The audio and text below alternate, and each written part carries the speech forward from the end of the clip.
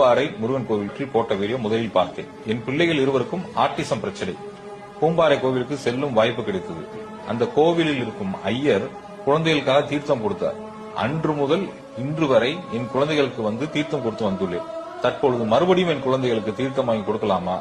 என் குழந்தைகள் குணமடைய நான் என்ன செய்ய வேண்டும்? நீங்க முதல்ல இந்த கர்மாவெல்லாம் தாண்டி நீங்க அந்த மலையை மெரிச்சதே ஒரு பெரிய கொடுப்பன. பூம்பாறை கோயிலுக்கு தீர்த்தம் கொடுத்துருங்கன்றீங்க, போதுங்கம்மா. உங்களால எப்ப முடியுதோ 3 மாசத்துக்கு தடவை இல்ல 6 மாசத்துக்கு வருஷத்துக்கு ஒரு தடவையாவது போங்க.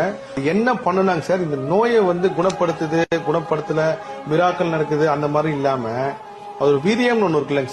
கண் கூடவே ஒரு அம்மா சொன்னாங்க, சார் என் பையன் ரொம்ப ஒரு மாதிரி கத்துவாங்க, எங்கனால பக்கத்து வீட்டுல இருக்கிறவங்க கூட பண்ணுவாங்க, ஆனா பெரிய அதிசயம் அங்க போய் அந்த தீர்த்தம் கொடுத்ததுக்கு அப்புறம் சாந்தமாயிட்டாங்க. இது அந்த மண்ணுக்கு உண்டான ஒரு பெரிய விஷயம் சார்.